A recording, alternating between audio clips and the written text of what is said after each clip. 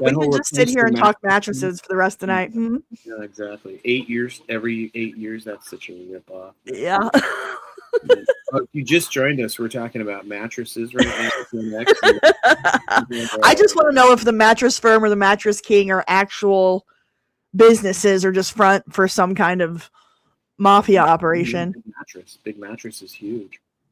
You know, I mean, like I said, they just don't want us to have a good night's sleep, and They don't. think that you can, but it's not possible. It's not possible. Hello, Grendelson. How's it going? Well, I don't know. You don't know? Yeah, it looks like you're injured. You're on the injured reserve list this week. Gravity is not my friend.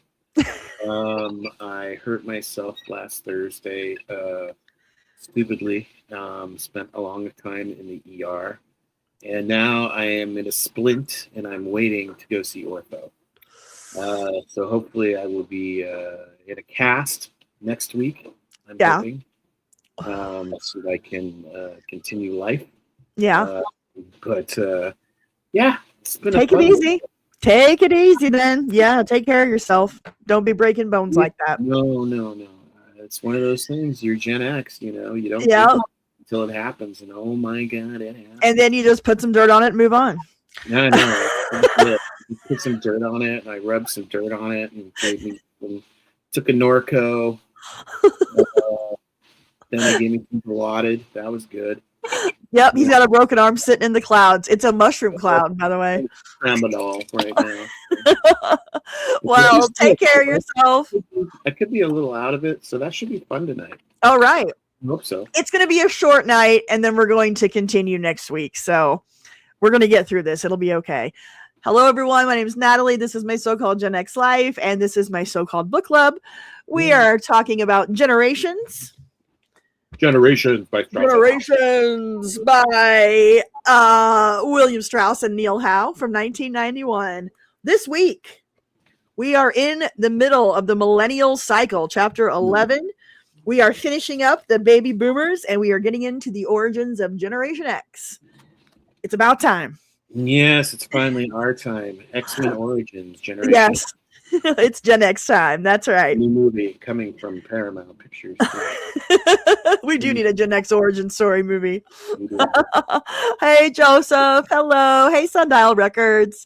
Hello, Cruise AM A01. I can't talk. It's been a day. Cruise AM 01. There we go. Thank you all for joining us tonight. It's going to be a fun night. Dale's here. Hi, Dale. Dale. Thank you for the. I'm trying to heal as quickly as I can. Yes. You know, you get older, and that calcium in your bones, you don't really think about it, but wow. That's why you're supposed to drink milk, Gretel said. It does a body good. It's for strong, healthy bones. Wasn't that something that we had to an ad campaign we had to deal with growing up? Hey, first timer. History gal Anna, hello. Thank you for joining us. Awesome. I hope we don't run you off. Yeah, we are in week 10 of our book club for Generations, and tonight's a big one because we are going to be getting into the origins of Generation X.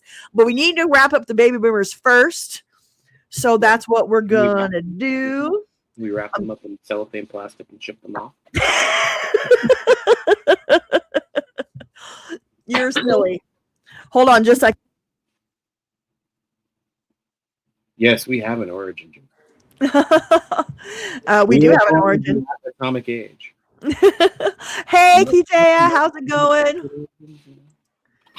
All right. Let me make this bigger. Kitaya's here. Yay. Yay. All the gang's here. The gang is all here. Starting out the boom life cycle. So we're going to quickly move through the boom life cycle and get into Generation X after that. So let's go real fast.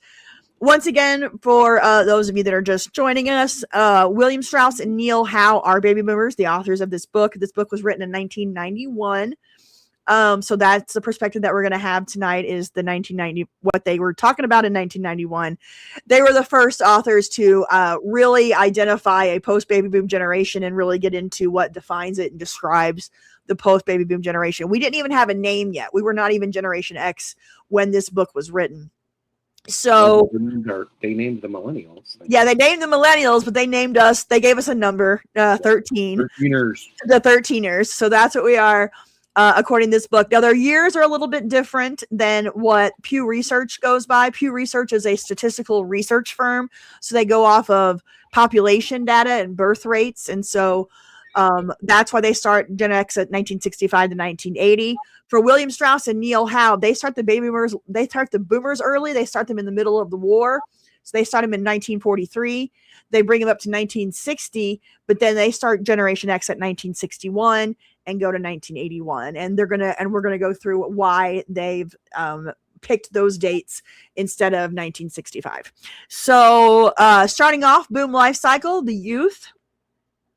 In the boomer youth back in the 40s and 50s, we wanted our children to be interdirected, recalled G.I. Etta Lashan. It seemed logical to us that fascism and communism could not really succeed except in countries where children were raised in very authoritarian homes. Boom children enjoyed a hothouse nurture in intensely child-focused households and communities. As GI dads worked to pay the bills, GI moms applied what Lashan termed democratic discipline, dealing with the children thoughtfully, reasonably, and kindly. Seeking advice, these moms turned to a like-aged pediatrician named Benjamin Spock, who mixed science with friendliness and instructed his GI peers that we need idealistic children. That's a huge deal there. I mean, yeah, Benjamin Spock really did set the tone for child rearing post World War II. Yes. And a lot of his philosophy is, still in practice today for the most part, because it's just, a lot of it is just common sense. But, that whole, hey, when you're a parent, you're not given a manual. Well, actually, they were given a manual. Yeah, they were. Here you go. Here's a manual. You want a manual? Here you go. Here's a manual. Yeah. But I will say that it's interesting that, I mean, the men were really outside the home. So this was the home was the woman's domain. She ran the house. She ran the household that took care of the children. And, it was, it really leaned into a lot of the strengths of the different genders. But at the same time, it kind of turned these idealistic kids. It's just weird because by the time we were kids, the kids were hated in society or looked down upon, or like we were in the Rosemary's Baby era. So this is such a different time. It's just weird to think of having a society where kids were so like loved and cherished and like they were the idealistic ones. I don't know. I'm so used to having the older people being the boomers and the idealistic ones. It's weird to have the thought of having kids at that age, but feeling that way. But again, it was only for those early and core boomers. Right. That's a good point. First wave. Gen Jonesers, as we get closer towards the cusp of the generation, the Gen Jonesers got a completely different. That's a good point. Upbringing, and that led into our upbringing of the era of neglect and right. So, here on page 308, it trickled into our majority. Yeah. As successive boom cohorts passed through childhood, the adult nurturing style leaned more towards tolerance than guidance, and parents began second guessing the sacrifices they were making for the sake of their kids. So huge. I felt that in my grandparents' relationship with my uncle, and my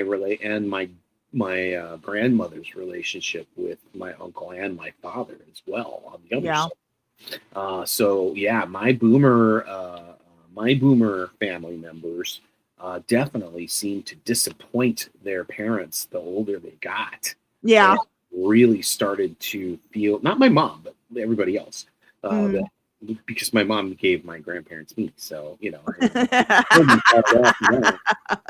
that I'm great. I'm not. I'm just, but I was a grandchild. So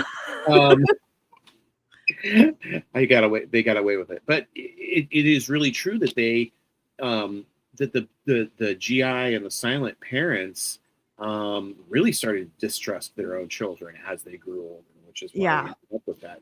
Well, it built that huge generation gap between them. By the time the Vietnam War and all came around and all that, like it just it wasn't that like, and that was like the first time when we actually started studying generations, right? Generation gap that led to this whole sociological change to actually let's take a look at, hey, maybe there is something to be said about this gap. Right.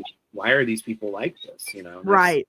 So I think that it was a necessary spurring of movement. Right. Down at the bottom of page 308, it says, whether first waivers asserting a creative role in an idealized future or last waivers attempting a more defiant withdrawal from the world, adolescent boomers looked within themselves to find solutions to life's problems. Coming of age. Page 309. Let me get to that page. What do I have?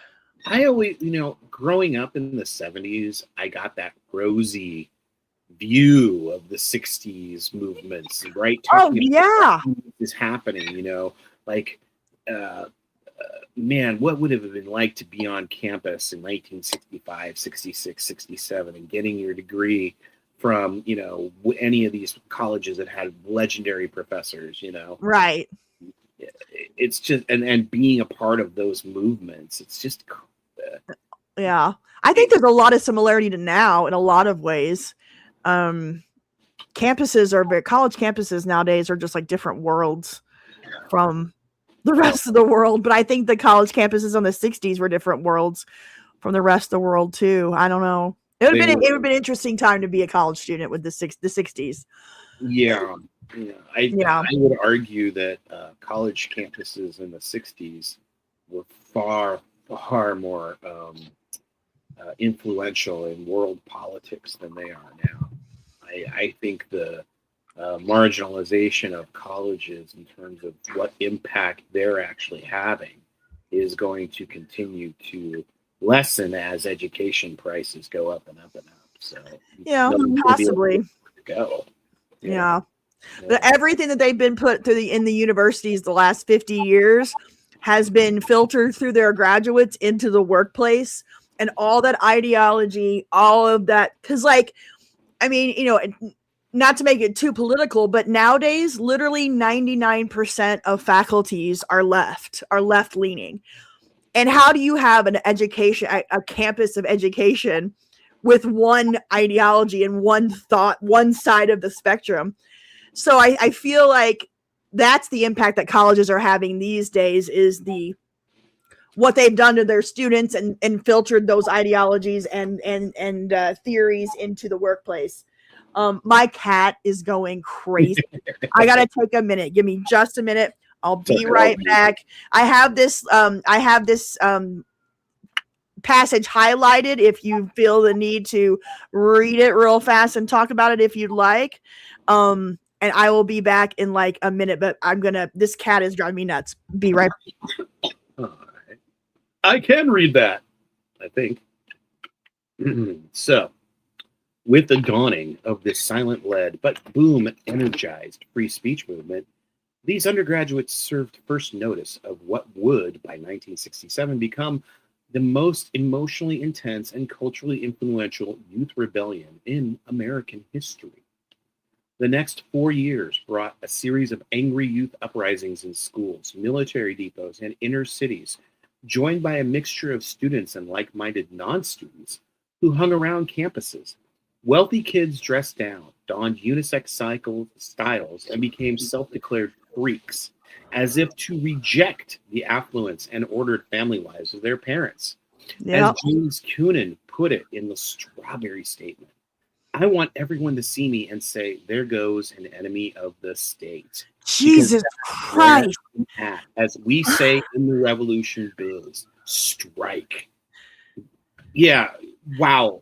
Wow. Making that kind of statement in this climate today? Yeah, right. You would end up if you had any influence whatsoever, saying something like that, you might end up not showing up tomorrow morning. That's the stupidest thing to do. Why would you even want to say that?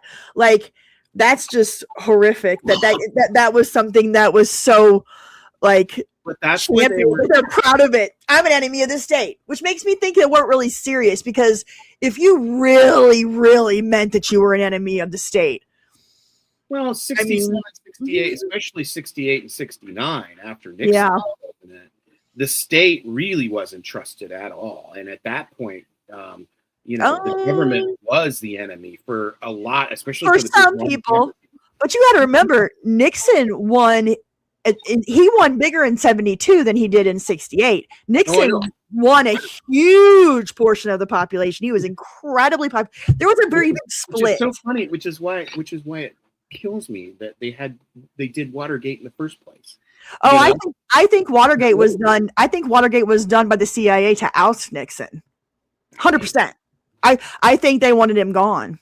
Damn it, we're still talking about boomers. Unfortunately, we are going to still be talking about boomers until the last of the boomers have. Boomers will forever be part of us. Yeah, boomers. Boomers will outlive quite a few of us, maybe. Yep. Boomers have already outlived, God, so many of my classmates from high school. So they're here to stay. And they're not going quietly, and we love boomers. Mom, I love you, but we love boomers because they are our parents and our grandparents, but they're like they have literally been in the influence of everything in our lives. It's like, can we have a non-boomer influenced world now? We're about to get there. We're getting there. So let's go ahead and wrap up this section. We'll get to Gen X. Okay, page 315. All of these boomer politicians that don't include Bill Clinton, which is just wild to me. As Dan Quayle, Bill Bennett, Al Gore, Bill Bradley, Bob Kerrey, and others in their mid-40s threatened to push aside the silent in the generational succession to the Oval Office, their generation already holds one of every 4 seats in the House of Representatives, fill nearly every important office in Bush's West Wing, and broadly dominate the media, from Hollywood to National Public Radio to the editors of the Wall Street Journal. The boomers have been in charge of the media since the early 80s. It's wild. Absolutely wild. Finally, at the very end, offering themselves as the magistrates of this new order, boomers are stirring to defend values: monogamy, thrift, abstention from drugs. Other generations do not associate with them. Their scorched earth rhetoric seems misplaced in a generation of one-time draft dodgers. Critics can and do call them smug, narcissistic, self-righteous, intolerant, puritanical. But one commonly heard charge, that of hypocrite, ill fits a generation that came of age resacralizing and has kept at it. Boomers are in no rush, always the distracted perfectionists. They first apply a light hand, then once they start paying attention, a crushingly heavy one. They graze on munchies until they figure it's time to diet, and then they don ashes and sackcloth. Oh, how I miss the revolution, wrote the conservative boomer columnist Ben Stein in 1988. I want the revolution back. 17 years earlier, Charles Reich had prophesied how new boomer values would someday transform civilization beyond anything in modern history. Beside it, he bubbled, a mere revolution such as the French or Russian seems inconsequential. Reich misperceived the boom's readiness. Misperceived the boom's readiness to assume power and pandered to its trappings, but he understood its seriousness of purpose. From Jonathan Schell to Jeremy Rifkin, Charles Murray to Alan Keyes, Steve Jobs to Steven Spielberg, boomers are still doing what they've done for decades, giving America its leading visionaries and wise men, or just its preachy didactics, regardless of the age bracket they occupy. Oh, boomers.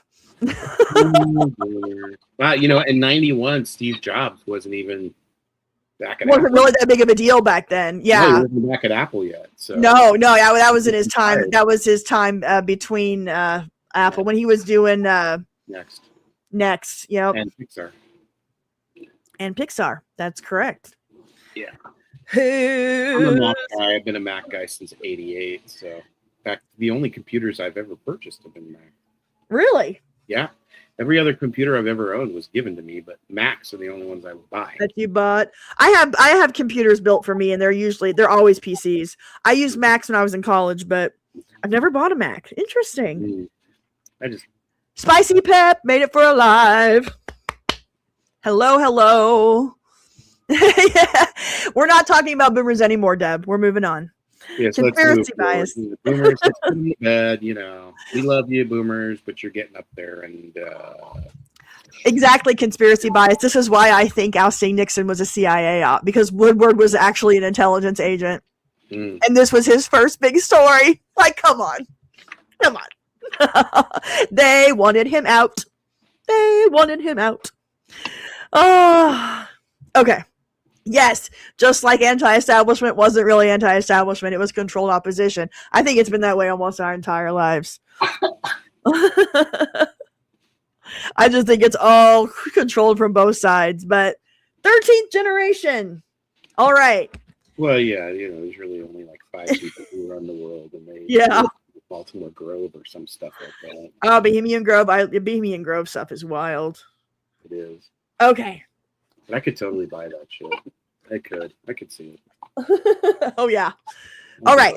Page 317, 13th generation. This is from 1991. Again, this is the first time a group of sociologists, researchers, anybody published a book with a section talking about the post-baby boomer generation and trying to define it, trying to, figure out who they were and what was going on.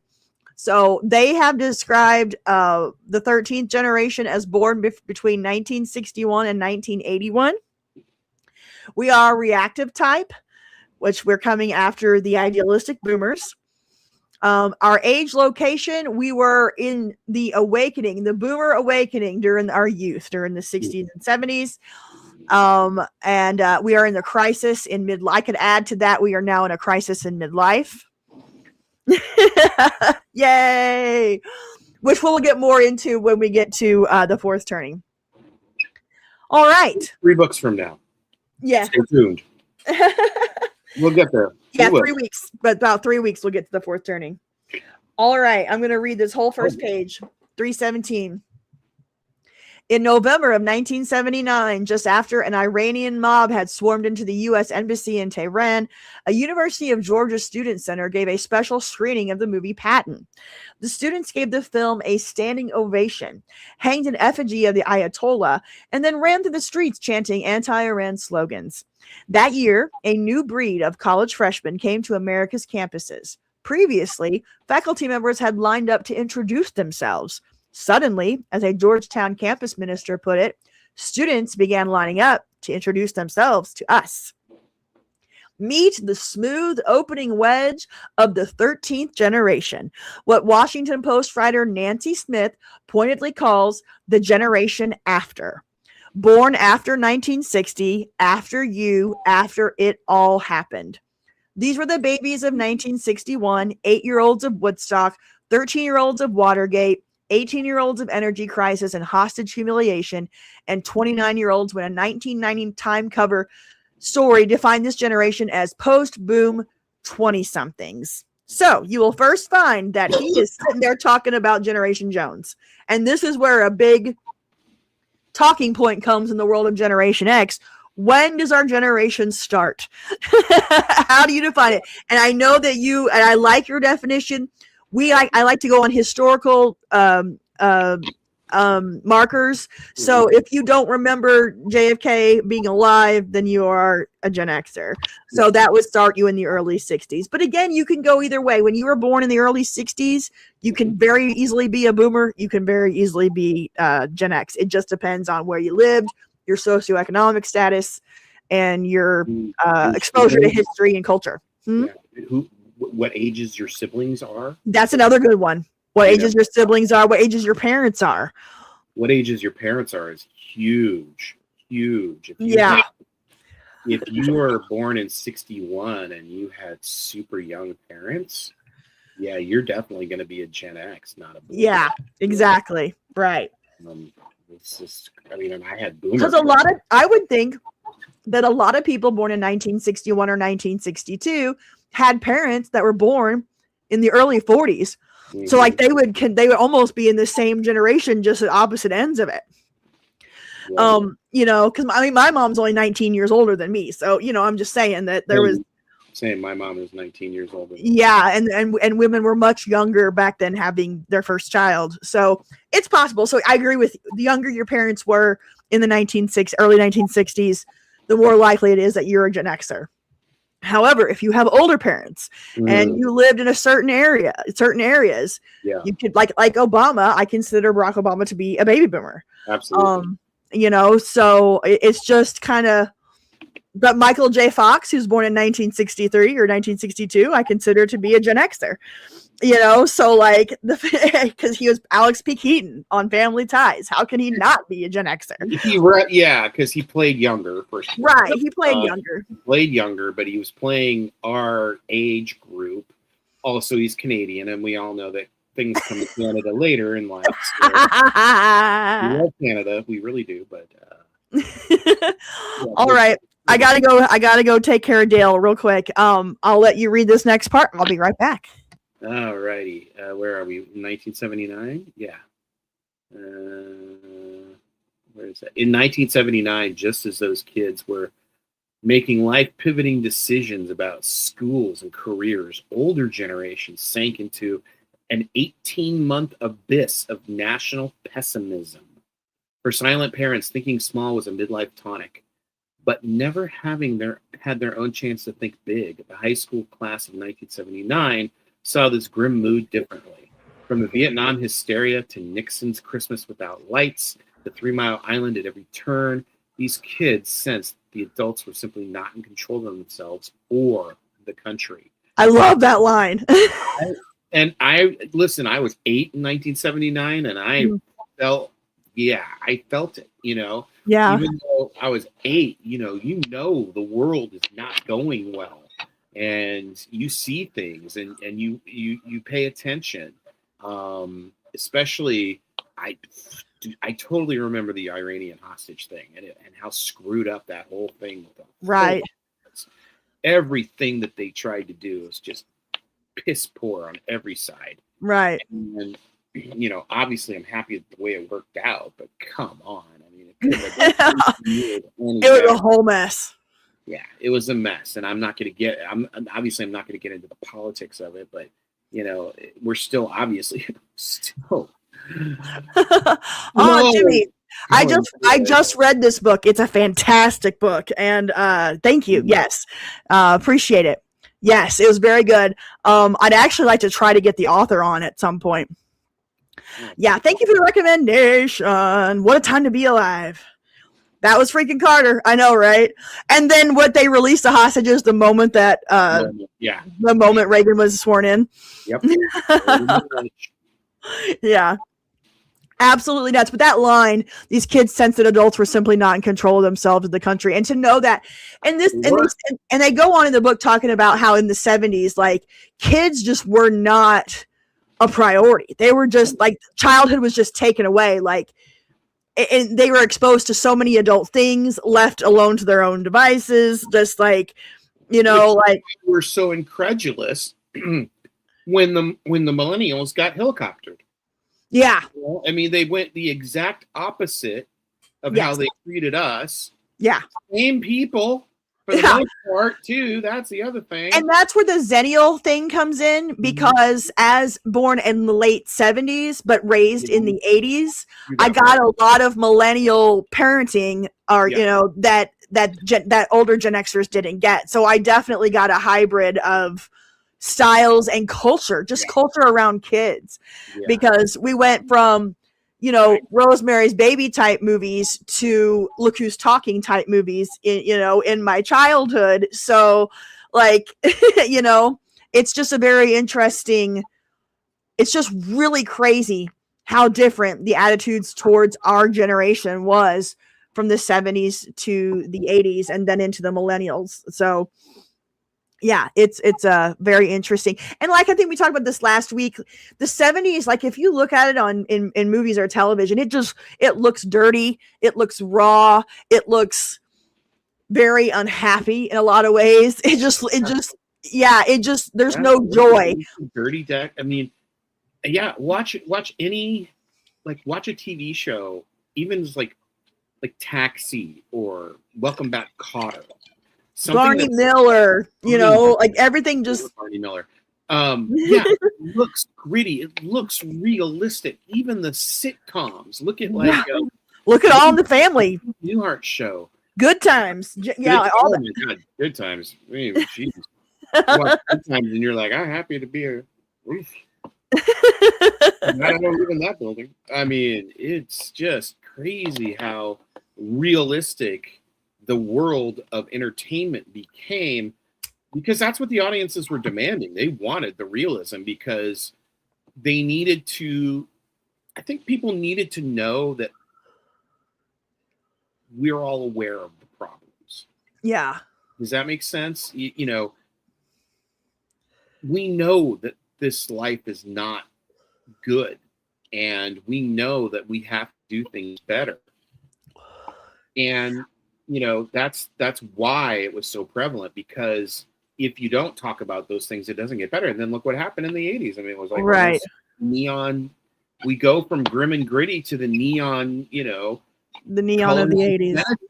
And right. And the wealth and the money. Yeah.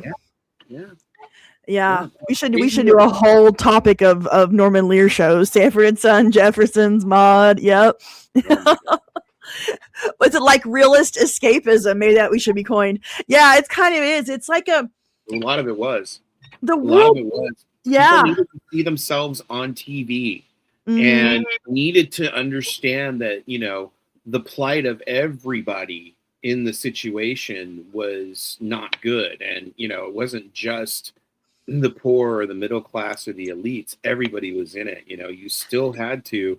I still remember gas days, you know, when you used to have an odd number or an even number. Right. You wouldn't even go to the gas station and buy gas. Things definitely had a tone. Yeah. It went from like that optimist American dream, like proud, that civic pride in your institutions and your country, and the high from winning the war in the 40s and 50s. And then it just like, it just goes to like, just it's the 60s. Like you look at the start of the 60s to the end of the 60s, it just looks like two different countries, two different cultures. And it was. Yeah, it really was. But like you can look at the 70s, just beginning of the 70s to the end of the 70s is almost, there isn't a whole lot of real change, you know? Right. It's a very stagnant time, very stagnant. And even 80, 81, 82, we really didn't, like, Morning in America didn't start really taking an effect until 83, 84. 84 was like the transcendend year. Yes. Yes. Funny that 84 is Big Brother year, but yeah, and randomly it's the first year. It's the first year I remember in full. Around that people actually started to realize, hey, we're back on track. Was right. That year, because a lot of it was, well, hey, look at Orwell. We're not like this at all. Right. There's some good things about us, you know. When did full service gas stations die? I would say the 70s, at the gas crisis, I believe, around. Yeah. There's still, I do believe, Oregon and New Jersey, you're still not able to pump your own gas. Yeah, New Jersey. I know it's New Jersey. I didn't know about Oregon, but I know New Jersey, you can't pump your own gas. Yeah, I think it might have been. Yeah, it's weird, like why Oregon, but but yeah, this is a good point, Deb. It's funny. There used to be gas stations. There used to be several corners in Los Angeles where there were gas stations on all four corners, and now there's like 2. Wow. I went over to Illinois today because like Illinois is like the liberal California of the Midwest, right? They're the crazy. Let me just ask. Wait. It's so interesting to me. You went from one state to another today? I did. You know, it's so hard to like. Do you know how many I would have to drive? About 4 hours. I think it's 3 or 4 hours to get to Arizona, and yep. Washington, and what is it? I'd have to go to another. I could get to another country quicker than I can get to another state. So I only live about 30 minutes from the state line. That's so awesome, by the way. And I would, if I had that, I would take advantage of it because that's so yeah. Cool. Missouri is actually a really unique state because we actually border 7 other states, right? Which is where we have the most borders of most state borders of any state in the union. That one city that's in 2 states. That's a good one. Huh? Kansas City, Missouri, and Kansas City, Kansas. Kansas City, Missouri, and Kansas City, Kansas, and there's St. Louis, Missouri, and East St. Louis, Illinois. So all of our major metros are on the borders, and they split between the border states. Well, so I'm actually going to start a road trip channel in the near future, and I'm going to be doing it all through the Midwest. Nice. To start, just to kind of figure things out. But yeah, I'm going to do all the. Anyway, I went to Illinois today, and I was going to buy a car. That was my purpose. But I got there and I drove it and I looked at it and I decided not to. Anyways, I know it was a big deal. But anyway, Illinois is the blue state in the sea of red that I live in. And so I'm in Missouri, and Missouri gas is $2.79 a gallon. Are you kidding? What? No, yeah, gas is $2.79, and then I went over to Illinois, and it was $4.89, and I was like, oh hell no! So I literally we were down to our last gallon when we got back into Missouri. We refused to buy gas in Illinois. So, anyways, I don't. Gas is $6 a gallon here. $4 in Indy now. Damn. I can't drive at the moment, so I'm not really. Right. Yeah. Oh, Kitaya went to Connecticut at least twice a month. When you were in Connecticut, traveled to New York City twice a month. Yeah, just of experience. Yeah, it's 35 minutes to the east side, the ill side, baby. That's a Missouri lingo. You're welcome. But yeah, so it's a very common thing to go to different states where I'm at, just because. Yeah. It's a 30-minute drive to the nearest state line, and it's about a 3.5-hour drive to the farthest state line. But we border Iowa, Illinois, Kentucky, Tennessee, Arkansas, Oklahoma, Kansas, and Nebraska. So that's my little red area. And then there's the blue with their high gas prices. So I just wanted to say. So yeah, put your gas prices in the chat. Jake, you're only about an hour from me. So yep, $2.69. So I was in shock that it was 4. So I was like, oh no, we're not buying gas here. Anyway, I don't know how we got on the gas stuff, and that was in my head, so I had to share. Oh goodness. Far more than other generations, 13ers feel that the real world is gearing up to punish them down the road. Annual polls. We're like Nostradamus. We're the Nostradamus generation, and we can see it coming a mile away. And they also just predict the real world. I mean, come on. Came out 2 years ago? Devin's in SoCal, 550. Whew. Good luck with that, guys. Good luck. So 13ers feel that the real world is gearing up to punish them down the road. Annual polls of high school seniors, now remember this is from 1991, show that those born just after 1960 came of age much more fearful of national catastrophe than those born just before. These early 1960s babies, as we saw in Chapter 2, grew up as the kids whose low test scores and high rates of crime, self-deletion, and substance abuse marked a post-war extreme for American youth. The indicators have not improved much for Americans born in the late 60s and 1970s. Altogether, writes Felicity Behringer in the New York Times, older Americans are coming to perceive them as a lost generation, an army of aging Bart Simpsons, possibly armed and dangerous. Matt Green is booming. It's like, wow, you guys not like us? What's going on? I just think it's fascinating to hear how they saw our generation when we were all still in our teens and 20s. It's just a fascinating thing to see. Yeah, I don't remember our generation as being hailed as anything other than slackers, losers, yeah, baby bus, yeah. Yeah, we were the popular and feral. We were feral. Yeah, we were the feral generation.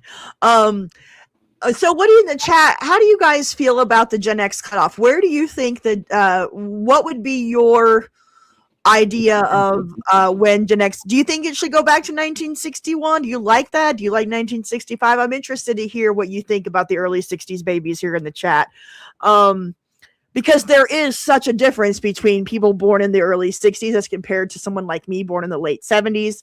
But again, first wave, second wave type stuff. There's definitely a difference between me and like someone born. I'm 71 born, so someone born in, let's say 63. If they were born here in LA, then they would probably skew more Gen X, because I feel like Gen X is as youth skews a little more liberal, but that's just a feeling. I don't know that that's actually true. But that same person born in the Midwest would, most likely be felt like as a boomer, The proximity. But, again, so it's not just time period, it's location. But I think there's something to be said. I think, Michael J. Fox would say he's probably a Gen X, not a boomer. Right. Because of what he has meant to the Gen X generation. Right. He did play younger. Can you say the same thing about the Breakfast Club? The Brat Pack actors. Most of them were early 60s babies. They weren't. Molly Ringwald and Anthony Michael Hall were the only two actual Gen Xers. Everybody else was slightly older, to the point where, Judd Nelson is a boomer. Judd Nelson is a boomer. Born 1958, I think. My mom's age. Emilio Estevez, I'm pretty sure, is a boomer too. Ali Sheedy could be. Yeah, but they were all early 60s babies, except for, like you said, Judd was late 50s, and then Anthony Michael Hall and Molly Ringwald were late 60s. So they represented their archetype characters. So those types of characters were associated with Gen X, even if the actual ones. That's the thing. It's like, and again, it's kind of like.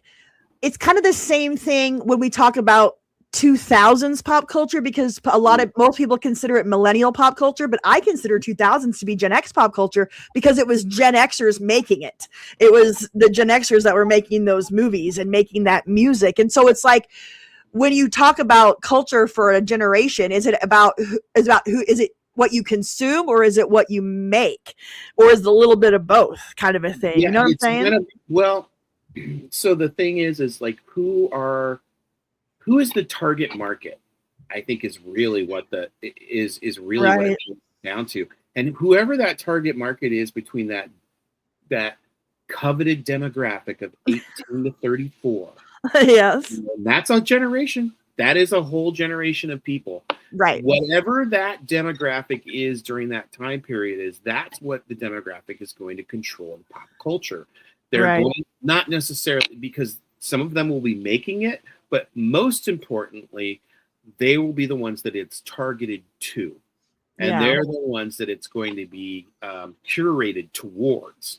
Doesn't mean other people aren't going to have an affinity for it or recognize it, but it's going to be, towards them. So our peak period would have been the 90s, the late 80s, early 90s, and the beginning of the turn of the century. Yeah. I mean, I would definitely consider, the Judd Apatow movies, those, the Mike Judge stuff. That kind of stuff. Mm-hmm. How I Met Your Mother, How I Met Your Mother. Absolutely. Like all that stuff I consider to be very Gen X. Yeah, because the characters were Gen X. Right. Friends, that kind of stuff. Yeah. Because we were seeing ourselves in the actual culture, because we were the target generation.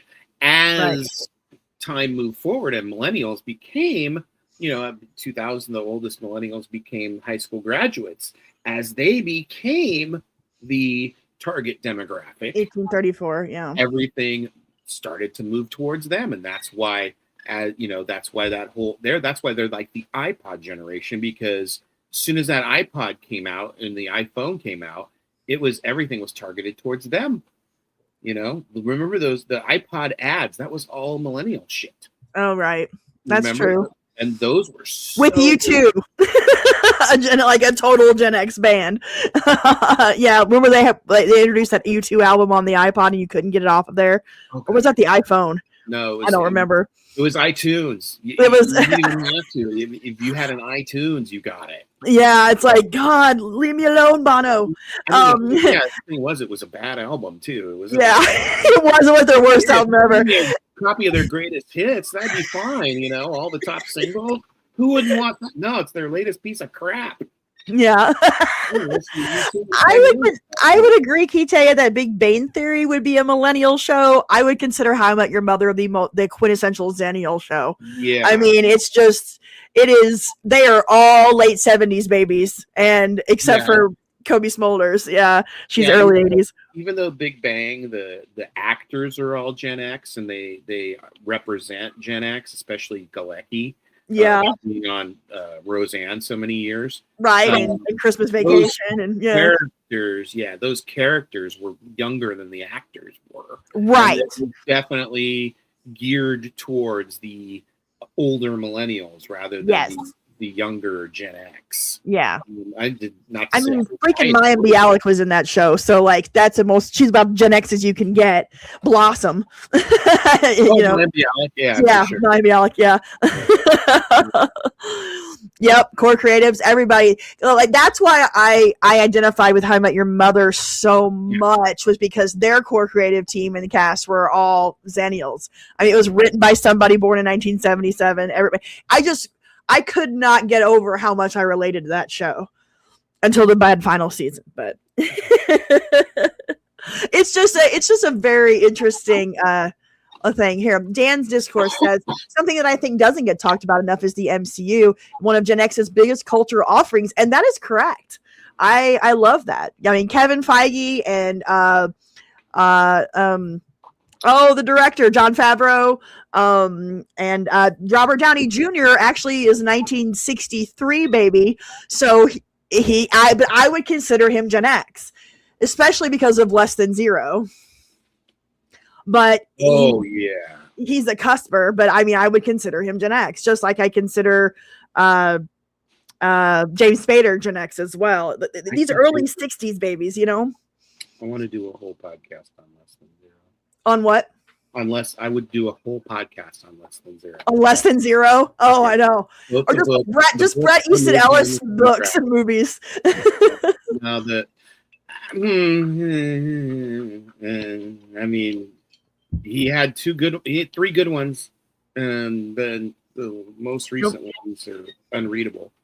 Yep, different definitions are definitely clashing here, and that's okay. I mean, but I think, for the purposes of this book and this my channel and this book club, I think the cool thing is that for me, I think the takeaway for me is that generations are more defined by culture and experiences and your cohort than it is about a general broad, this start date, this end date definition. Does that make sense? That's exactly how I feel. And because the original definition of a generation was not based on years, it was based on an event. Right. So, and even if you go all the way back, as far back as you can go with generations, there's definitely events. The first generation that they talked about was the generation who landed here. Right. And those guys were definitely different than everybody else. And depending on how old they were when they got here. Yeah. So, that's how I just feel like, regionality plays into it, but it's definitely got to be social events, and so, for me, it's the end of Gen X is certainly I kind of feel like the space shuttle launch, the first launch, if you can remember that, you're Gen X. If you don't remember that, you're millennial. You know, because that was like 82, somewhere in there. Yeah, but I don't. I mean, I was born in '77, and I don't remember the first shuttle launch. I don't. The first shuttle launch I remember was in '85. So I always say, if you don't remember the Challenger explosion, you're a millennial. Yeah, I mean, that's probably a better. But that was already '86. So yeah, but remember memories like what's that? But you're thinking about but your memory. So that means if you were born after 1981, you're not going to remember it. You know, you were born so far before 1981. I'm talking about right. Well, I'm just saying, like, for a cutoff of the generations. Reagan is also like, if you remember Reagan being, if you remember Reagan as president. Oh, you have to be. Yeah, you cannot. You're definitely Gen X. Yeah. Or if you remember Carter at all, you're right. So you remember something about Carter being president, probably. So yeah, or you definitely remember when the presidency changed, and you remember Iran. So that would be also another marcator for me as well. So just because you don't remember one incident, I mean, there's other but there's definitely got to be a start incident and end incident. Like I think that's fair. It just isn't like in the early '80s. There just wasn't anything that was like so monumental, like a death of a president or 9/11. I mean, but you also got to think about being able to remember. How old do you have to be to remember something? I would say 5 years old would be kind of the cutoff for. I mean, maybe some people can remember stuff from. Yeah, I can remember the first memories I have. I was about 18 months old. Really? Yeah, okay, so that's something to consider. I remember being held by my dad at Disneyland. I have flashes. Like I remember. My earliest memories are around 19. I remember the Cardinals being in the World Series in 1982. Okay. I remember going to see E.T. I don't remember what year that was. That's 82 as well. 82? Okay. So those are my early. I have flashes. But like as far as like I remember this year, 1984 was the first year that I straight up remember. And 85. Like those are so vivid in my mind because. Oh, I see. I can remember my dad being elated the moment that Nixon resigned. That was 74. I also 1970. Wow, you have a better memory than I do then. Well, I mean, that was pretty monumental in my household. So he'd been ranting about Nixon for the last 3 years. So. He hated that man. So, I mean, that's the kind of thing that kind of sticks out in your mind. And I also do remember when the helicopter left Saigon. So, but that's because my dad was in Vietnam and also was right after that my parents split up for a while. Yeah. Left some indelible memories in my life. Right. Yeah, Challenger is a good one. I think Challenger is really a good one for Gen X cutoff, like a total cutoff. Like if you do not remember Challenger, then there's no way that you're a Gen Xer. 100%. And I like, and we've talked about this too, as remembering 9/11 as the millennial cutoff, and I think that's fair. I don't know why Strauss and Howe have extended it into 2005 or 2006. No, I don't either. It's way too far. Yeah, it's way too far. I think if you remember 9/11, you're a millennial. If you don't, that's the start of Z. I think that's a fair. Because those are these their events were in a moment, life changed for a lot of people. Not a majority of people, because let's face it, it's the rest of the world on 9/11 went nice, right? A few thousand people, Yeah. The Irish were like, try 20 years of this shit. The Northern, I just watched Dairy Girls again.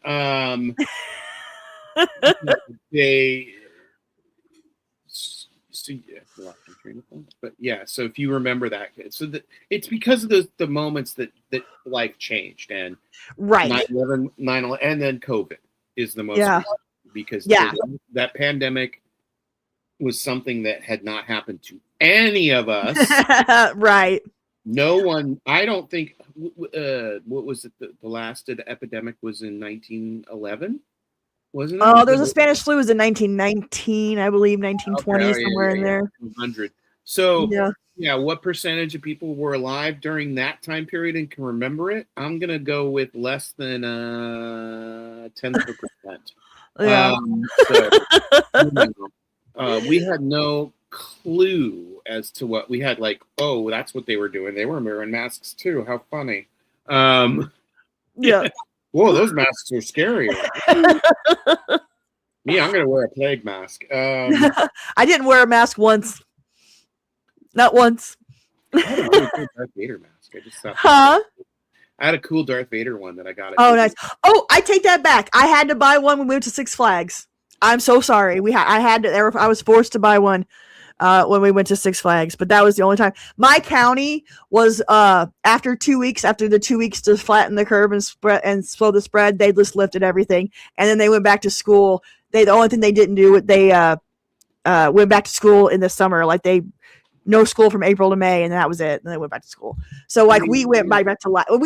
My point is, we went back to normal life very quickly. Yeah.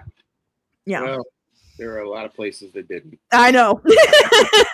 I know. There are a lot of people who are very, very, very impacted. It's going to be so interesting. I would love to sit and talk with a group of Gen Zs, like a Gen Z focus group or a Gen Alpha focus group, and really hear their perspective about the last 10 years. I can't imagine what the last 10 years, how you would receive it and how you would process it as a young person with no way to compare it to the before times or the other, like what we know from our childhood and our, growing up. Like, I just can't imagine what kind of perspective you would have on the world if you grew up in the last 10 years. Like, oh my God, they locked down Southern California for 3 years. Yeah, seriously? Yeah, there was I was in LA and March 2020. We were told to stay home, do not go out. It was pretty bad. I started going out though, but they told us you had to wear a mask. If you did not wear a mask, you could get a ticket. Oh my God. But people did, it was, and people got little fights about it too. But also, there were the riots that summer, and that was okay. You can get out for that. Yeah, the National Guard mustered literally down the street from my house, so wow. That was an eye opener as well. I got footage of that. Just people, and they looted and they burnt down my Target. It was so much fun. Oh God, I'm sorry. It was LA was a nightmare, but because the population in LA metro area is bigger than some states. So, and we're really dense, and there were a lot of people getting sick. There were a lot of people getting sick. I know so many people who got sick. I knew people who died as well. So, it was impactful. It definitely was. I mean, the government response to it was crazy, but it's going to be interesting in 10 to 20 years to hear Gen Z and Gen Alpha, like just what the result is of their lives and their childhoods being so severe, especially those that grew up in California, the ones that grew up in the places that really severely locked down, because they lost their childhood. Yeah, my kid lost his childhood, and his high school experience was completely shattered. This was now a remembered session. I mean, we always are. That's the it always is going through the generations, and these are the points that the reason we talk about these things is so that we can relate to each other. Yeah. Right. I mean, and these are the moments we're saying that 9/11 was so impactful, that COVID was so impactful. That's why these markers are here. And that's how we're going to see our generations. World War II is the marker. Kennedy assassination. Mm-hmm. Let's face it, it's the last time the president was murdered in office. Right. Right. So and that's what it is. And as a monolithic culture, it's going to be interesting to see, because I think that this generational theory holds pretty well for the monoculture that we were, but we're not a monoculture anymore. We are so fragmented. So it's going to be interesting to see the statistics or the research on Gen Z and Gen Alpha being so segregated, so fragmented, so different experiences depending on where you are. Because again, we're sitting here talking about just 5 years ago, the different experiences. We're both in the same country, we're both here in America, but your experience during COVID in California was completely different from my experience here in Missouri. And how is that going to affect the younger generations? It's just going to be kid even got he left California. He went to Utah during COVID. Yeah. And his experience in Utah was vastly different than here. So, it did definitely depend on where you were. But there's no denying that that's the cultural milestone that is going to be the delineation for, Gen Alpha. Yeah. Basically it's the next generation of kids after Alpha, Beta. Yeah. And I would think that the government response to the pandemic and how all of this was handled. That's our crisis now. I mean, I think that's going to affect these young kids big time as to how they view the government, how they view authority, how they view a lot of things, because I think that if they tried, if there was something new popped up tomorrow and they tried to do the same thing that they did in 2020, I don't think people would go for it again. No. No. And I think that's just, the same way we were talking about how Gen X knew that the adults didn't know what was going on, the people in charge didn't know what they were doing. I think that's going to be the reaction of Gen Alpha and young Gen Z, is these people don't know what the hell they're doing. Right. And, so. And look at who was in charge during all of it. Certainly wasn't us. It was. Who knew was in charge? I mean, I don't even know. It was, and that's a hard thing when you're in a supposedly free country.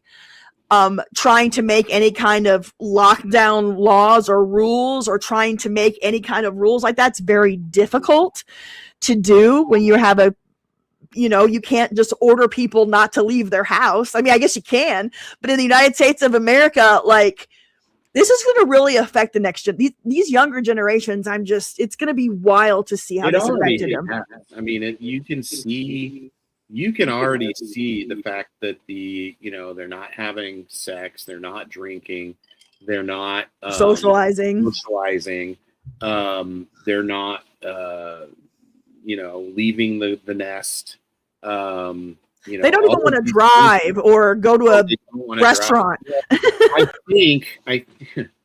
think my incident with my arm has actually finally spurred my child to realize he needs to learn how to drive. Oh, well, that's good. Positive. With a broken arm on the side of the road going, call my mother. I'm calm. He's losing it. Call grandma. Tell her to get her butt over here. Yeah. Bring You're going to have to figure it out. You got to hurt. Yeah. You're going to drive me to the hospital because I'm not calling an ambulance. Right. Yeah. That's fair enough, Dead Punk 271.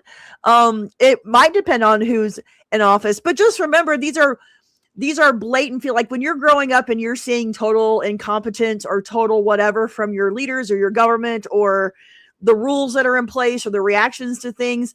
I think it's very easy to say that it's just going to make a defiant generation, but it might depend on who's in office. But I don't know who they trust, and I know they don't trust legacy media. They don't even watch legacy media. So it's just, we're in a weird time where information sources are changing and fragmented, where, half the people love one guy and the other half hate. So like, I don't know how it plays out. It's going to be a wild decade in the next few years. But that definitely could be, you could be right. They arrested people on the beach. Oh my God. Ah! Fast Hemi says the younger generation has no idea what to do. They're caught in the middle of everything, trying to figure out what is right. And I agree with you. And I really think this is where our generation has to really come in and lead and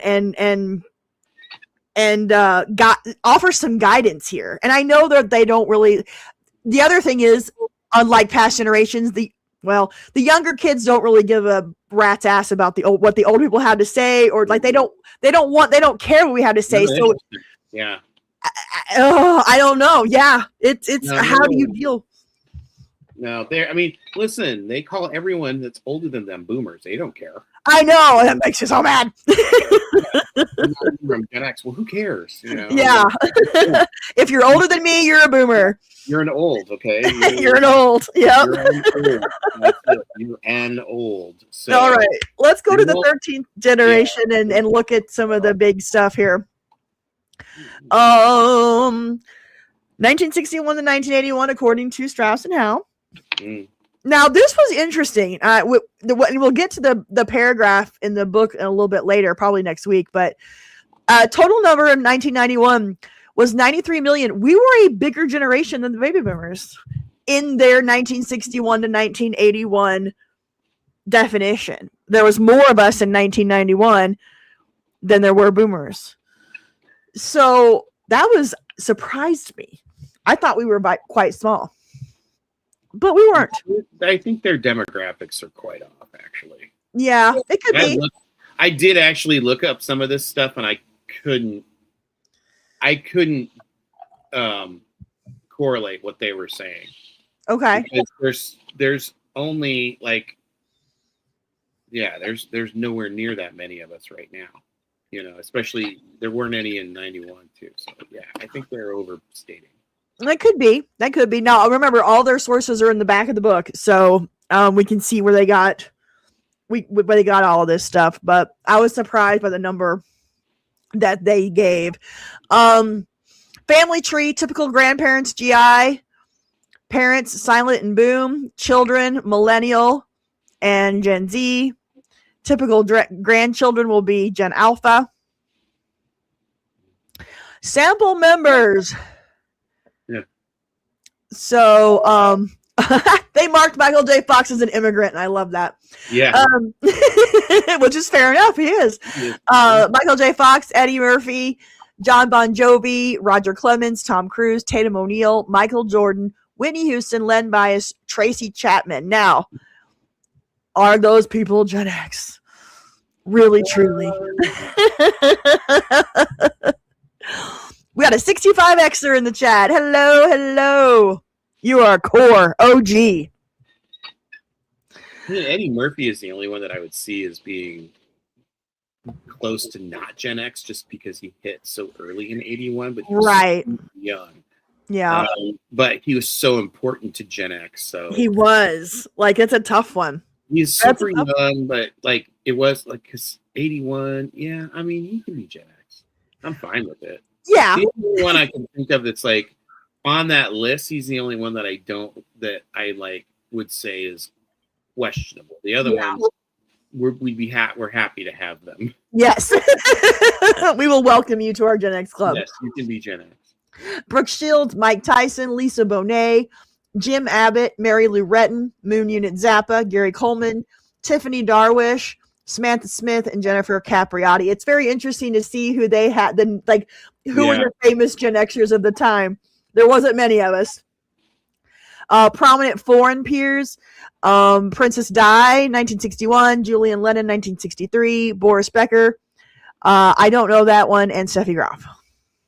I don't even know how to pronounce that one. So Princess Di and Julian Lennon do not seem to me to be Gen X. I agree. I think they sound to me, they're boomers. Yeah, they definitely. I mean, Julian Lennon is, Yeah.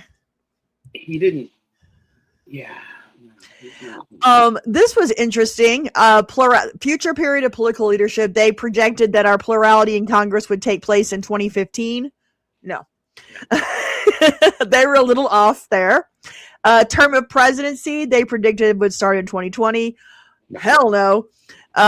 Majority of Supreme Court by 2030. Do we have any Gen Xers on the Supreme Court right now? I don't think we do. But let's look and see. Supreme Court justices. Well, Roberts. I would think Roberts would be a boomer. Let's see. January 1955 for Chief Justice John Roberts, boomer. We know Clarence Thomas is a boomer, 1948. Justice Alito, 1950, another boomer. Sonia Sotomayor, another boomer, 1954. Elena Kagan, 1960, another boomer. Yeah. Neil Gorsuch, 1967. We got our first Gen Xer. Neil Gorsuch is a Gen Xer. Brett Kavanaugh is a Gen Xer, 1965. Amy Coney Barrett, I figured she was. Yes, 1972. And Ketanji Brown Jackson, 1970. So we do have 4 Gen Xers out of the 9. Interesting. I'm kind of surprised by that. We're not going to get the majority until 2030, so that's the only one that we're close to. Yeah. Yeah. We will get the majority in we probably will get a plurality in Congress in 2028 would be I think this year we're going to get the plurality would be my guess. Yeah. Presidency 2020. I don't think we are. We might be able to get it in 28, but I don't know. We'll see. We could get skipped. But I honestly think the next president will be a boomer or will be a Gen Xer or a millennial. I don't think we're going to have another boomer president. What do you guys think? God, I hope not. I like Dan. I like it. I agree. I claim them all.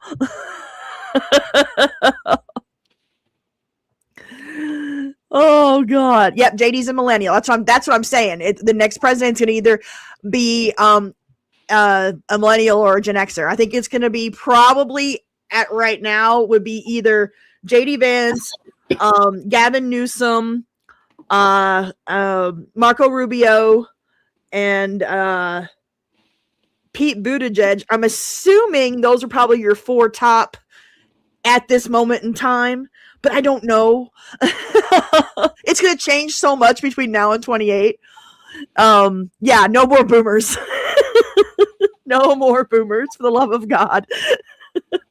I mean, we can't. I mean, the youngest boomer is 65, right? Right now? Yeah, it's 60. Yeah. Yeah, 65-ish. I mean, it depends on what year you go by, obviously. 60. Yeah. The youngest boomers are really like 62, 63. I think the oldest Xers are just now eligible for Social Security. Yeah, they're just now getting into that. So, yeah, I would never vote for Newsom after knowing that he locked you guys down for 3 years and drove your gas prices up and spent billions of dollars on homeless and doubled the problem. So, yeah, I'm good on that. Mike Tyson, the song by Will Smith and the game by Nintendo. I think I can beat Mike Tyson. I remember that. But yeah, I think we're gonna get a millennial or a Gen Xer next. But it's definitely possible we'll get skipped. But and if we got another boomer president in 28, that means that they would be a minimum of 65 years old. So like, sweet God. Like, let's get somebody younger in, please, please, please.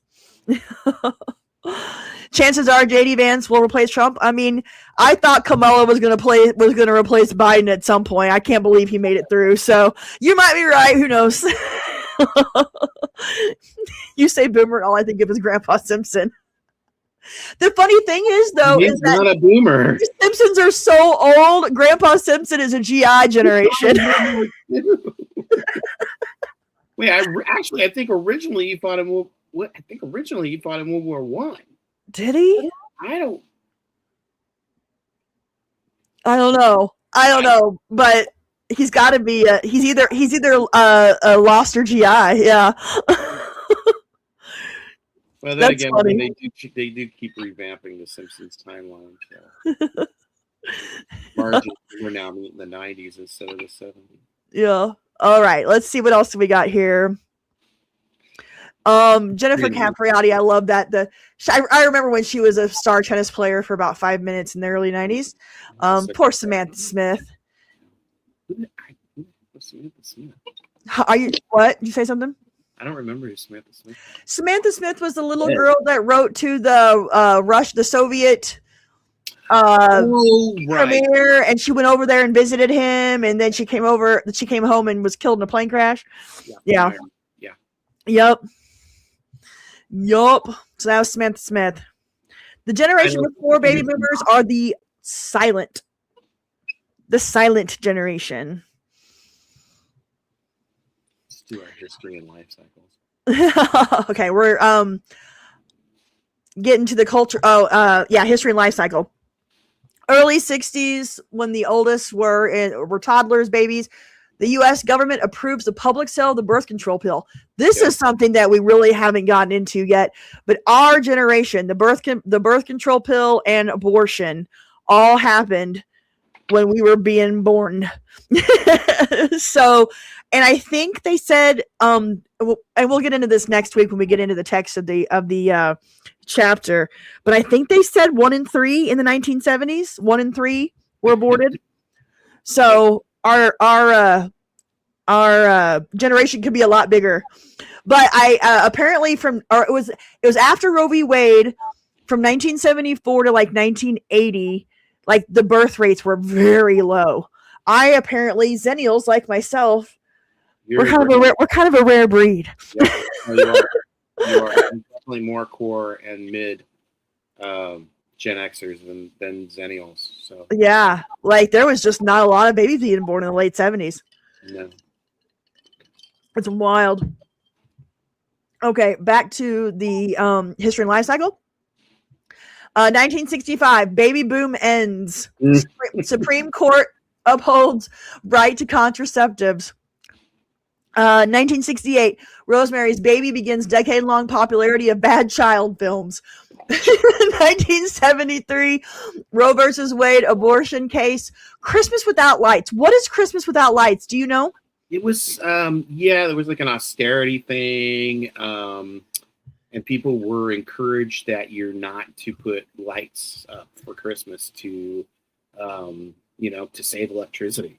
So I don't know. I couldn't tell you how many people did it. It was obviously not very popular, and to this day we pretty much doubled down and don't give a. Yeah, Christmas in the 1970s. Yeah, Christmas Without Lights, 1973, 1974, and the energy crisis. 1973, President Nixon requested Americans reduce exterior lighting, and many complied. Okay, I honestly had not heard of this until I read this book. I did not know there was a Christmas Without Lights. I didn't know that they remember something. Yeah, I remember. Yeah, like I said, I remember the austerity stuff. We were told to, also because of California, we were always told, don't run your appliances after 7 o'clock or before 7 o'clock. And wow. Oh yeah, we get that all the time. All the time. We get really. Yeah, because now. What? Like now today, you get that you can't run stuff, or like back in the 70s, you mean? Now, still. Oh, now. Super hot day. If it's a super hot day, it's you conserve as much energy as you can because the heat waves increase energy usage because of the air conditioning. And so they don't try not to run mass appliances during the day when peak. And we will get rolling brownouts and stuff too. Rolling brownouts. Wow. Still, that's wild. The grid here is so good. I did not know all this. There are constant crises in California. Wow. Yeah, pretty much, yeah. Yeah, I mean, we're still in a drought that's been happening for 25 years or whatever. What is it? We're still in a drought that's been happening. Oh, a drought. Yeah. years or whatever it's been. Oh, you guys are just gonna what's going on with California between your droughts and your smog and your wildfires and your ridiculously high taxes and property, and I don't even know how do you even get through it. You guys are a special breed out there. We go to the beach, but sometimes we fall. Sometimes we fall and break our arm. The ocean and not think about our troubles. And then you get a whole new set of troubles. So yeah. But I can't. I was born here. I don't know. I honestly, I don't feel comfortable in a lot of other places. You know, I mean, I can understand that. I can fake it, but like the amount of the only other place I've spent a lot of time is Utah, Orem, Utah. For just I used to live in Orem, which is random. I know. Well, that's where my ex-wife's family is. Yeah. And, so that's where I've spent the most of my time outside of Los Angeles and San Diego. I've only ever lived in Los Angeles and San Diego. Wow. So, in fact, my current address is less than 10 miles away from the hospital that I was born in. Wow. That's crazy. That's cool. Same for my kid. The hospital he was born in is less than 10 miles away from him.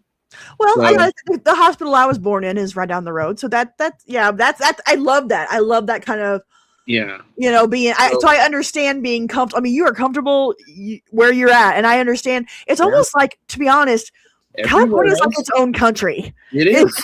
Everywhere else seems to me like I get it, but it's like so different to me when I go somewhere else. It just seems like, just like I know other people find it crazy.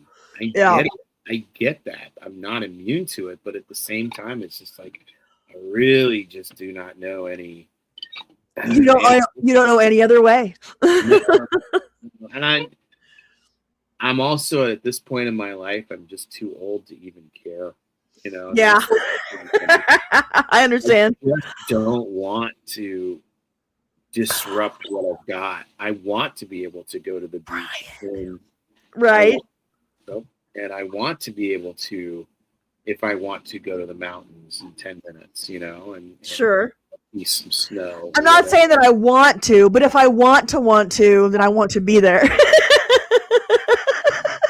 That's like me being like, I don't want to go to your party, but I do want to be invited. Just so so I can say that I'm not going. See, I love parties. I have Well, I love where I'm at, the Ozark Mountains and the lakes and the campsites and the I know that California can't be beat when it comes to geography, but we're about to eliminate our state income tax, so I'm very happy where I'm at. Yep. That's way cool. Yeah. Yeah, the governor's about to sign the bill. It just passed the House, so here in the state. So no more state income tax. What? Do well in the Pacific Northwest, though. I think they're a little too loony for me. You're starting to mumble a little bit. I'm having a hard time understanding it. Just so you know. Okay, all right. I just didn't know if you wanted me to hear you or not. Let's go ahead and finish this up. I'm going to be wrapping things up here shortly. And then we're going to dive into this chapter next week, hardcore. 1979, U.S. hostages seized in Iran, long lines at gas pumps. 1980, military enlistment surge, youth vote supports Reagan. That's one thing they said in the book that we'll dive into next week as to how to the right our generation was in the 80s. Oh my God. I was like, I bet Grendelson's gonna love this. It was so much fun. Washington just started their income tax. You guys. Well, we will take the 0 from you and put it over here in my state. Okay. 1983, A Nation at Risk sharply criticizes students, the Grenada invasion. 1986. 1980s.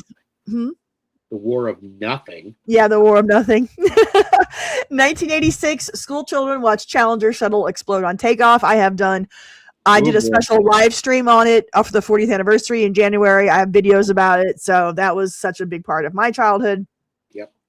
1989 surge in gang killings, Wilding, Berlin Wall dismantled.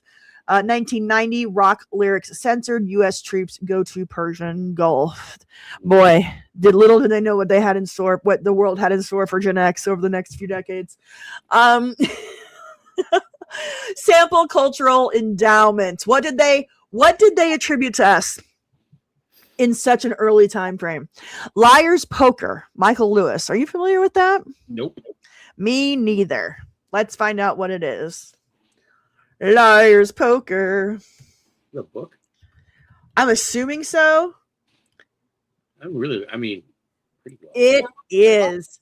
Liar's Poker is Michael Lewis's semi-autobiographical book about his time as a bond salesman at Salomon Brothers in the 1980s, detailing the excess greed and culture of Wall Street during that era. Is this what I've heard of this? There's a movie, but it's not Wall Street movie. There's another movie based on this book, I think. Yeah. Or maybe I'm just totally oh no, his book was, he wrote The Big Short. About the 2008 financial crisis. That's the book that I've read of his. Yeah. So Liar's Poker, Michael Lewis. So that was his first book. Sex, Lies, and Videotape, of course, Steven Soderbergh. Less Than Zero, Bret Easton Ellis. 20 Under 30, Deborah Spark. The Dartmouth Review. Okay, 20 Under 30, The Dartmouth Review. Got it. Slippery When Wet, album John Bon Jovi. Short, Sharp, Shocked, album by Michelle Shocked. I forgot about Michelle Shocked. She went loopy. Oh, she already was, but she went the other way. Gotcha. Yeah. Fast Car, Tracy Chapman. You've got a fast car. And wasn't like 2 or 3 years ago, it was totally of course, remade, whatever, covered. It's a great song. She won a country. She got a country music. Oh, cool. Oh, yeah. I think I remember seeing her perform it with the guy that sang it. With him. It was yeah. That was a great. That was a great album of hers. Yeah. As Nasty as They Want to Be Too, live crew. Me love you long time. I believe that's how it goes. I won't say the first part of that line. Think of One by Wynton Marsalis. I always consider the Marsalis boys to be boomers. Yeah, they are. Yeah. Remote Control. One of my favorite shows on MTV. And over. Yep. And he was a boomer. Hanging Tough, New Kids on the Block. That was one of the very first albums I ever bought. I bought it on cassette. Check this out. Speaking of, oh my God, I can't even believe this. Look. I found this in a box yesterday. Oh, nice. It's a single, nice. So it's not the actual Hanging Tough album, but this was on Hanging Tough album. So it is my single. Nice. I have some records. I have some 45s, but I don't have any. I liquidated all of my cassettes. Yeah. Most people, and I did most of mine as well. This just happened to survive in my things, my stuff and things. So I just had to bring it up since I liked cassette singles. They were so weird. Yeah. You know? What a weird format that was. And yeah, I love the early ones came in these weird ass plastic cases that were like totally bizarre, and then they finally came out with those little sleeves. Yeah. Yep. NKOTB. I also liked this. I also liked. Remember when they came out with the little CDs, not the 5-inch ones, but the little 3-inch ones. The little mini CDs. I loved those. I totally forgot about them until you said something right this moment. You know what? I'm supposed to be getting a new CD drive. Ooh. I know. I'm excited. My kid found a whole bunch of my archives, and I'm like, I have nothing to play that on. So I should probably get a CD drive. Yeah. Too much fun. Brett Cook. I don't know who that is. Graffiti artist. Mm. Oh, graffiti art was huge. I mean. Well, it really, yeah. Yeah. In the urban areas especially. Was not quite of a big deal where I was at. but I remember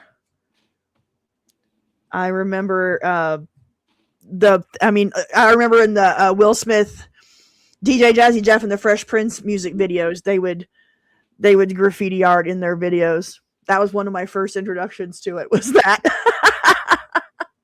Yeah, I think the urban movement really took hold in the early 90s. Definitely, along with gangster rap and stuff and that kind of thing as well. Yeah. All right. I'm gonna read a little bit more of this section, and then we're gonna find a place to stop, and then we are gonna dive in hard next week to Gen X, and we're not gonna skip hardly a paragraph, because I really want to. I really want to dive in. Yeah. We rock. Yeah. Mini disc. That's what it was. Mini disc. That's what it was called. There were so many different formats that came out. Yeah. Sure was.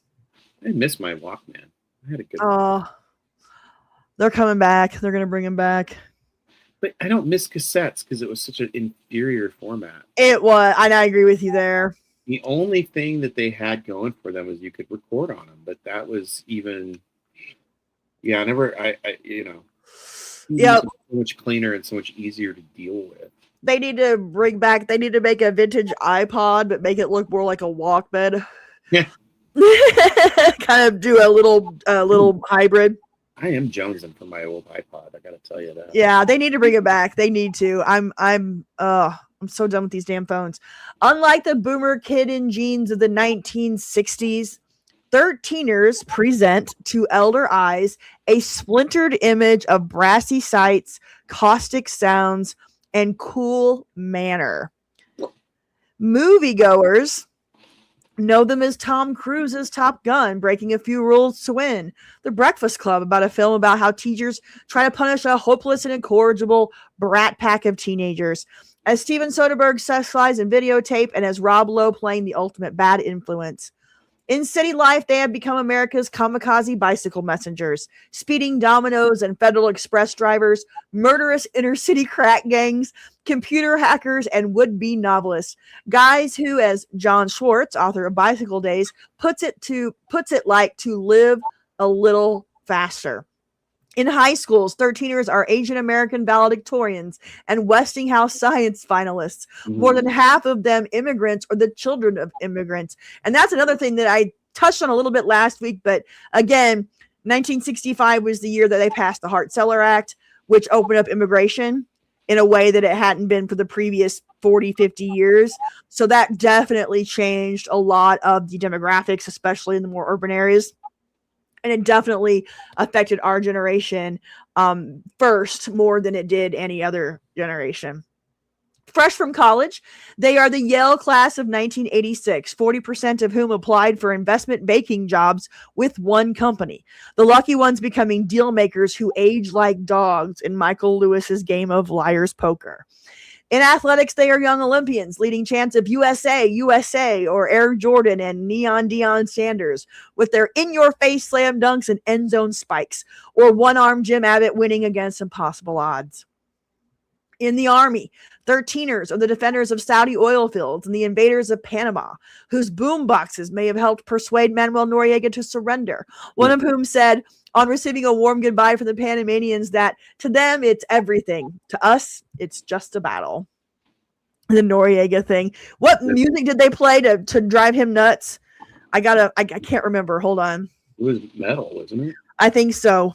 What music did they play to drive Manuel Noriega nuts? Guns N' Roses, Welcome to the Jungle, Van Halen, Panama, The Doors, The End, Billy Idol, Flesh for Fantasy, and apparently, according to Google, which I don't know that this is true, but Rick Astley's Never Gonna Give You Up. Apparently, they rickrolled Manuel Noriega, according to Google, but I don't know if I believe that or not. Right. That's a pretty good playlist. Yeah. That's funny. Do without the Bon Jovi. That's just do without the Bon Jovi. I don't know. Slippery When Wet was a great album. After that, it kind of went downhill. New Jersey was pretty good too, but yeah. Honestly, the only song of his I liked was Runaway. That's a good one. Yeah. That's a good one.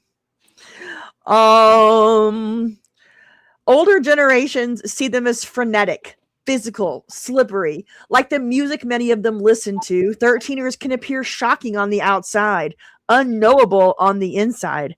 Elders find it hard to suppress feelings of disappointment over how they are turning out, dismissing them as a lost, ruined, even wasted generation in an unrelenting and mostly unanswered flurry of what Ellen Goodman has termed youth bashing, disparaging them as the dumb and numb generation.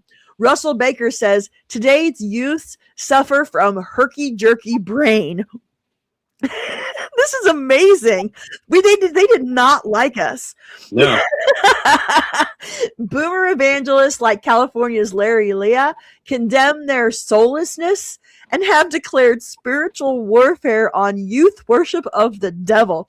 Under the headline, Hopes of the Gilded Age class of 1987 bypasses social activism to aim for $1 million dreams of life, a Washington Post article complained how the fiery concerns of many of their predecessors over peace and social justice are mementos from a dimming past. People magazine has coined the phrase the retinization of America to describe how young stars now sell their names and reputations to the highest bidder. Boomers are shocked by the 13er chemical of choice, steroids, which augment the body and dim the mind, just the opposite of boomer era psychedelics. Sports writer Bill Mandel contemptuously dismissed baseball slugger Jose Canseco as the perfect athlete for his era, pumped up bigger than a steer and completely oblivious to the vital subtext of the sport. Wow. I mean, and this is contemporary. This is how they viewed us at the time when we were 91. So I was 14. You were 20. I was 20. Would have been 25, 26. Yep. So, yeah, they were not happy with us. They really just didn't think we had it. And for the next several years in the 90s, this is the same rhetoric that we would hear over and over and over. Yeah. You are slackers. You aren't doing anything. Constantly. Meanwhile, the class of 87 is the hopes of the Gilded Age. Listen, I'm class of 88. I can tell you this. My class, we had at least 75% go to a 4-year university. Wow. We had a small class. There was 100 of us, but at least still, that's impressive. It was a charter. It was like a charter school. It was a magnet school, and it was weird. We had no sports either. So. Oh wow, that is weird. It was weird. We were science, math, and computer oriented, and we placed at nationals and science olympiad and academic decathlon, but we won the first bicentennial of the Constitution competition. Ooh. That's amazing. I was on that team. So so we did a lot of extracurriculars. We were told basically that we had to go to college and we had to make something of ourselves because there was no safety net. Yeah. Right? Nothing. You weren't gonna be able to live at home. No. You were gone at 18. You had to leave the house. I was lucky. I got to stay till I was 19. Oh, well, good for you. I was on at 17. And then you were out of the house and you either had to go to college or you had to get a job, career, go into the military, something. But at 18, you were out of my house. Once you were done with high school, according to my parents, you were out of my house. And we were definitely kicked out of and we're gonna next week is Rex Manning Day. I'm gonna have a special live stream, but with the topic of 90s movies, 90s Gen X movies. Of course, we'll talk about Empire Records, but I want to get into like the reality bites, the singles, all these movies that, like we were talking about, we were the slackers. That's how we were starting to be portrayed in the 90s. But I'm going to get into some Gen X movies of the 90s on Rex Manning Day. So that's next week. Huh? That's April 8th, I believe. Very good. Very good. So I'm going to have to figure out where to schedule. Ever since I saw it in the theaters. I did too.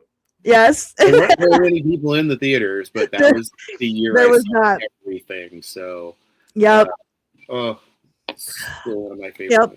It's cool, little Joe. I moved in with my dad to take care of him, so I get it. Where we are, but yeah, I was out of the house at 17. Yep, sure was. I'm not gonna lie, it's awesome. Huh? My mom's helping me out. I'm not gonna lie. Yeah, and and I think that's one thing that I would change. Like, I want, if I would have had kids, I understand the wanting to put them out on their own, but I wouldn't have done that if I'd have had kids. I would have had them maybe contribute to some bills and get a job, but I wouldn't have kicked them out, and I would have tried to teach them and guide them as to how to live your life as an adult, how to do things, because I remember getting out on my own and being like, wait, your water can get turned off? I didn't know that you could get your utilities turned off. Oh, you have to pay the bills and you have to pay them on time. Just little things in life that you've got to teach about how to survive and how to get, how to take care of yourself and your environment. And to me, that's what that time of life is for. You don't just kick them out. Huh? No one's going to cook for me every day? Yeah, no one's going to cook for me. I have to do my own laundry? That's awesome, Joseph. I have to pay rent? Taxes? Yeah, taxes are dumb. Who the hell? Who is FICA? Why is he taking all my money? The boomer media. Let's get back to the book real fast. We'll wrap it up. The boomer media often portray 13ers as driven more by appetites than by ideas. As when Jay Leno tells teenage television viewers why they eat Doritos. We're not talking brain cells here. We're talking taste buds. Soft drink commercials do not show 13ers chanting and swaying on some verdant hillside, but instead careening like Michael J. Fox for Pepsi through some hell house and winding up on a pile of junk. What he needs, said a recent ad council caption of a confused-looking teenager, is a good swift kick in the pants. This is the thought that wakes me up in the middle of the night, says one boomer teacher in the Breakfast Club, that when I get older, these kids are going to take care of me. Don't hold your breath, answers another. Yeah. And we're not. No. They won't let us. How can I take care of you if you don't relinquish the reins of power? I mean, even now, I'm taking care of my boomer dad, but I live in his house that he paid for. And, so and he still wants control of things and decisions and stuff. And I totally get it. I mean, I understand, but it's like, I'm almost 50 years old. Like, I'm not 7.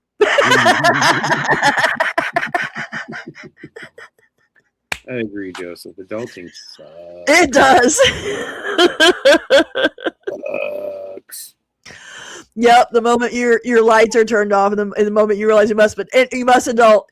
Yeah, I just didn't even realize that it could happen. Like, I've never had it happen, but somebody had it. I was like, what? Something happened where I didn't realize I hadn't paid it on time. It was right when I got on my own. It might have been a power bill. I don't remember, but you can't do that in California anymore. You can't do that. What do you mean? Turn utilities off? Right. Really? Correct. They'll just let it. They don't care if you can't pay. They're just going to keep it going. Yep. They can no longer turn off your utilities. Wow. And that's why you have rolling brownouts.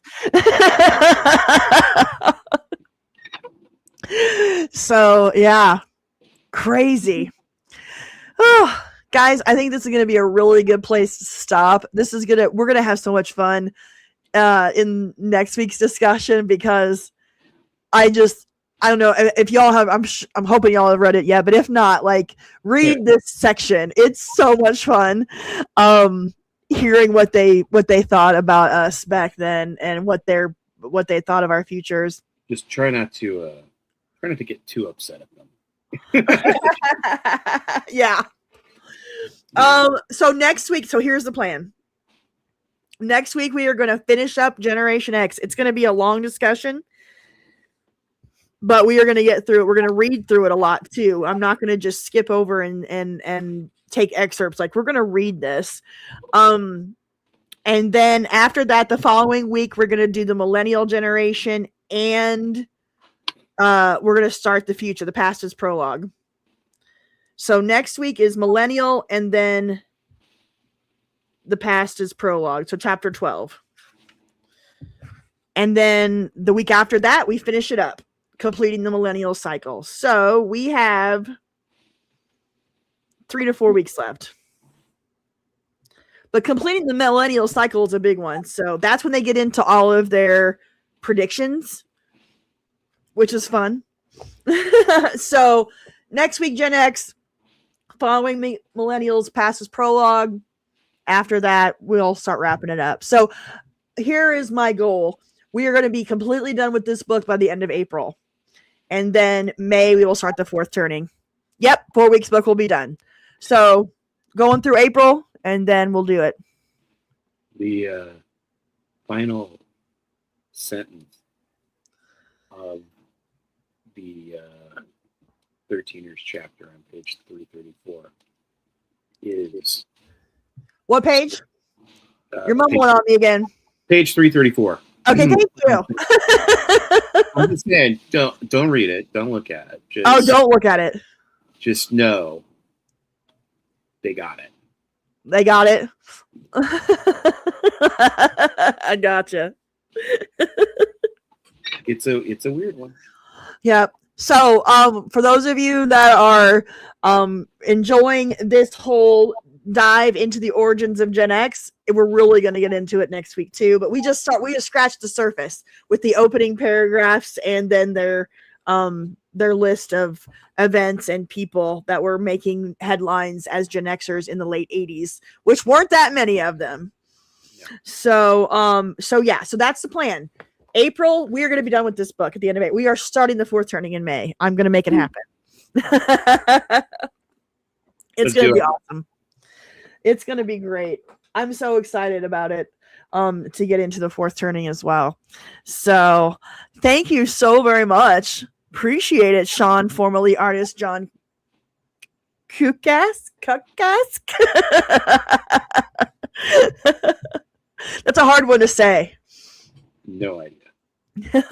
May the fourth turning be with you. That's good. That's awesome. Yeah, so 7, 14, 21. And it's going to be May 5th that we'll start the fourth turning. Oh, we were only one day off. I always thought that was silly. I'm a huge Star Wars fan. Really? You didn't like May the 4th be with you? I get it. It's like, I understand why it's Star Wars Day, but to me, May 25th was the day Star Wars came out. So why right. The right day? I don't know. May 25th, I'll be seeing Mandalorian and Grogu, so that's all I care. Oh, good times. Good times. Yeah. Fourth turning. It's gonna be fun, but I'm super excited. We're getting into the very end of this book. We're gonna have a lot of fun talking about Gen X and then what they thought about the future. We're gonna skim over millennials. We're gonna skim over millennials because there's just not much to there, and there's so little at the time. Revenge of the Fifth. I love it. That's great. Eggman Rock says, did you know Generation X birth year is 1977? August 25th, 1978, 79. Also, your birthday made YouTube. Well, cool. The guys that created YouTube, yeah. Yeah. They're us. I think the guys did eBay too. Okay. Whew. Let's call it a night. Thank you so much for the fun conversation. Take care of yourself. Don't be falling down hillsides and rock cliffs and trying to, break things. I'm trying to make gravity my friend. I'm its bitch. So. Yeah. Believe me, I know. I understand. So next week, another week about Gen X. We're gonna, and I think the for me, the takeaway from this week and from the openings of this, and like we've talked about it before, is the definite dates are just, there's just no reason to go by them. It's just, 60s, 70s, maybe early 80s babies, but it's off of events. It's off of events and historical events and cultural moments. It's not necessarily about 1961, 1965, 1980, whatever, So, yeah, because honestly, there are people who have the same birth year and they can be in two different generations. Because yes, it isn't just your birth year; it's your location, it's your parents, it's right, a lot of factors, and honestly, it's also your self-identification. Let's face it. Yeah, definitely. You consider yourself Gen X, and you're on the cusp, then you're Gen X. If you want to be baby boomer, then you're a baby boomer. If you want to be Gen Jones, you're a Gen Jones. Yeah. You want to be a core, if you want to be an Xennial, more power to you. That's, I consider myself a Gen Xer and a Xennial. I consider myself both. Yeah. I'm part of one big generation, but I'm also part of a small cohort inside that generation and another. So and that's the thing. I just, there's just no need to get butthurt about it not being 1965 to 1980 or to change. Like, there's just no need. Like, the cusp for the cups. Statistics. Right. Exactly. We can utilize statistics in our sociological science, but it's a sociological science. It's not a mathematical science. It's not a chemically based science. Right. There's no need to get that granular because it's irrelevant. Right. It's far more. It isn't. You don't need that specificity. Right.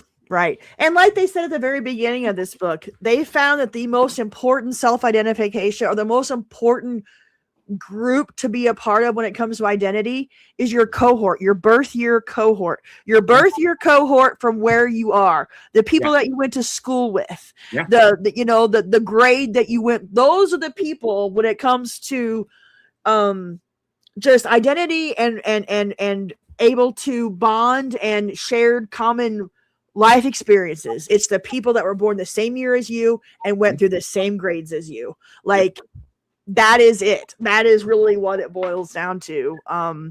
So you'll have little areas of, like, say it's 1961, you'll have areas of the country that the kids that were born there are boomers, and you'll have areas of the country where the kids that are born there were the first Gen Xers. It just depends on where you were born and who your little cohort that you're growing up with is. So it's not dates. I like that. It's not about dates. It's about cultural experiences. It is very nuanced. Yeah. So just remember that we're not hyper fixated on what Pew says and what, Strauss and Howe say, or what, the other research, what Harvard, Harvard, we're more of a holistic approach, and it's easier because you don't get that because I just think that kind of argument is just pointless. Meaningless. It's so pointless. And people who want to argue about that kind of stuff are not the people that I'm interested in talking to. Same. They don't, if you're going to argue about, oh, you were born in 65, you're definitely a boomer or a Gen X. Right. Like it has to be this way.